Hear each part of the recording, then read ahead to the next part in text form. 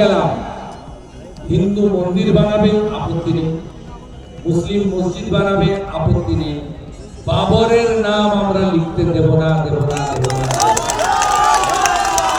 মঙ্গলবার পশ্চিমবঙ্গের বিরোধী দলীয় নেতা শুভেন্দু অধিকারী নদিয়া জেলার ধুবুলিয়ার একটি পরিবর্তন সংকল্প সভা করেন। সভা শেষে সাংবাদিকদের মুখোমুখি হয়ে তিনি বেলডাঙ্গায় কেন্দ্রীয় বাহিনী মোতায়েনের সংক্রান্ত আদালতের নির্দেশ নিয়ে বিস্তারিত আলোচনা করেন। শুভেন্দু অধিকারী বলেন, বেলডাঙ্গা এলাকায় সাম্প্রতিক পরিস্থিতির পরিপ্রেক্ষিতে আইন শৃঙ্খলা বজায় রাখার জন্য আদালত কেন্দ্রীয় বাহিনী মোতায়েনের নির্দেশ দিয়েছে। তিনি দাবি করেন যে সাধারণ মানুষের নিরাপত্তা নিশ্চিত করতে এবং একটি অবাধ, সুষ্ঠু ও শান্তিপূর্ণ পরিবেশ বজায় রাখার জন্য এই নির্দেশ অত্যন্ত গুরুত্বপূর্ণ। হিন্দু মন্দির বানাবে আপত্তি নেই, মুসলিম মসজিদ বানাবে আপত্তি নেই, বাবরের নাম আমরা লিখতে দেব না। বিজেপিকে আনবেন, বাবরের নাম লিখতে দেব না। বাবর ভারতীয় নয়, ভারত মোগল পাঠান হানা দিতে এসেছিল, ধর্ম পরিবর্তন করেছে, মন্দির ভেঙেছে, আমার মা বোন দিদির ইজ্জত লুট করেছে। বিজেপিকে আনলে কোথাও বাবর, জাহাঙ্গীর, শাহজাহান, আকবর, ঔরঙ্গজেবের নাম লেখা হবে না। নানুরে আরএসএস এর কর্মী, তাকে মারধর, তাকে বলতে বাধ্য করানো হয়েছে যে আমি আরএসএস বা বিজেপি করব না।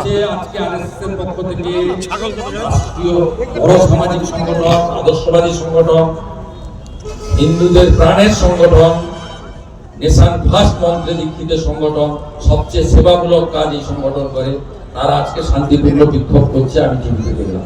আচ্ছা, আমাদের একটি কাজ বাকি রয়ে গেছে। দাদা তামান্না খুনে আজকে অনেক দিন পর একজনকে গ্রেফতার করেছে। 21 সালে নির্বাচিত হয়েছিলেন। আমরা তাদের বিরুদ্ধে সেই এলাকায় গিয়ে চার্জশিট প্রকাশ করেছি। আজকে মাননীয় উজ্জ্বল বিশ্বাসের প্রতিশ্রুতি ভঙ্গ করার চার্জশিট।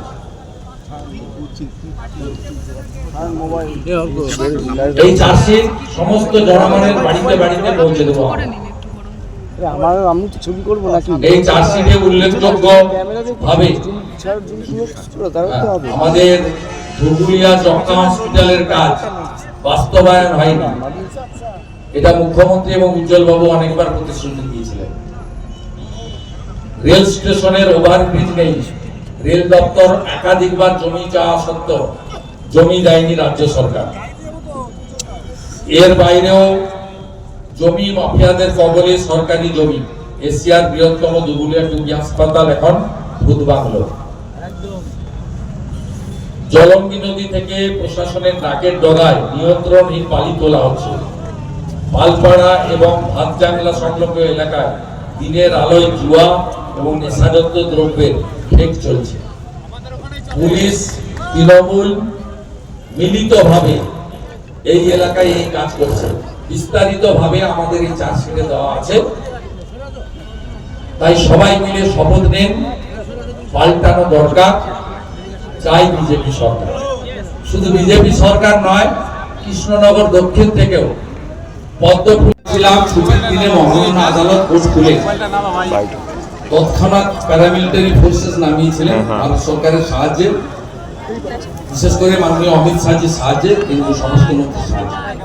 17 কোম্পানি এখানে প্যারামিলিটারি ফোর্স রয়েছে, সিআরপিএফ এর ডেল্টা ইউনিট রয়েছে এবং বিএসএফ রয়েছে।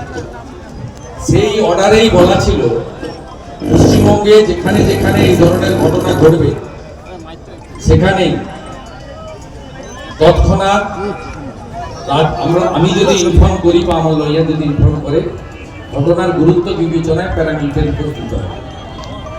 কিন্তু এরা বহু জায়গায় কথা শোনেনি, কারণ chief secretary, home secretary, DGP এরা মুখ্যমন্ত্রীর কথায় চলেন, এরা আইন আদালত মানেন না। বাধ্য হয়ে ওই কেসের রেফারেন্সে নতুন কোনো ফ্রেশ ফিল নেই। আমি মহামান্য উচ্চ আদালতে গিয়েছিলাম, কারণ বেলডাঙ্গাতে পরপর 2 দিন ধরে যেভাবে জাতীয় সড়ক আটকে রাখা হয়েছে, এই জাতীয় সড়কের গুরুত্ব আপনাকে অনুধাবন করতে হবে। গোটা উত্তর পূর্বাঞ্চলের কানেক্টিভিটি এই রাস্তা দিয়ে ভারতবর্ষের প্রতিবেশী যে রাষ্ট্রগুলো রয়েছে, বাংলাদেশ, নেপাল, ভুটান, সেখানে সমস্ত মাল পরিবহন যায় সড়ক পথে।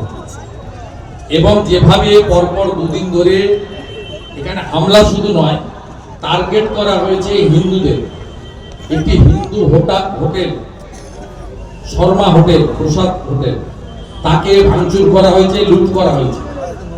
এরা চায় মুর্শিদাবাদ জেলাতে যে 28% হিন্দু আছে তারাও জমি জায়গা বেচে দিয়ে পালিয়ে যায়।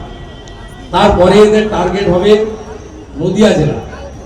নদিয়া জেলা দেবগ্রাম, পলাশী, কালীগঞ্জ থেকে শুরু করে করিমপুর পর্যন্ত এই বর্ডার এলাকায় আপনি যদি যান, মোট 9টি জেলার 6000 গ্রামে আগে প্রদীপ জ্বলতো, এখন প্রদীপ জ্বলে না। আগে শাঁখ বাজতো, এখন শাঁখ বাজে না। 6000 এমন গ্রাম রয়েছে বাংলাদেশের বর্ডার এলাকাতে যেখানে একটা মন্দিরের অস্তিত্ব রাখেনি। ঢোল বাজে না, মৃদঙ্গ খঞ্জনি বাজে না, হরিনাম হয় না, তুলসী মঞ্চ নেই। এদের গ্রেটার বাংলাদেশ তৈরি করার ষড়যন্ত্র, এটা আন্তর্জাতিক ষড়যন্ত্র। তাই অবিলম্বে প্যারামিলিটারি ফোর্স নামানো শুধু নয়, এনআইএ এর মাধ্যমে এদেরকে গ্রেফতার করতে হবে। এবং আজকে কোর্ট অন্তর্বর্তী অর্ডারে বলেছে ভারত সরকার, স্বরাষ্ট্র দপ্তর যদি মনে করেন এই মামলা, যে মামলাতে 35 জন অ্যারেস্ট হয়েছে, এরা কয়েকদিন অ্যারেস্ট হয়ে থাকবে, এদের কোনো ক্ষতি নেই। এদের নেতা হয়েছে হুমায়ুন কবির, ধরা পড়েছে আসাউদ্দিন ওয়াইসি, মমতা ব্যানার্জির হাতের বাইরে চলে গেছে। ব্যুরো রিপোর্ট, রাষ্ট্রীয় প্রসার বাংলা।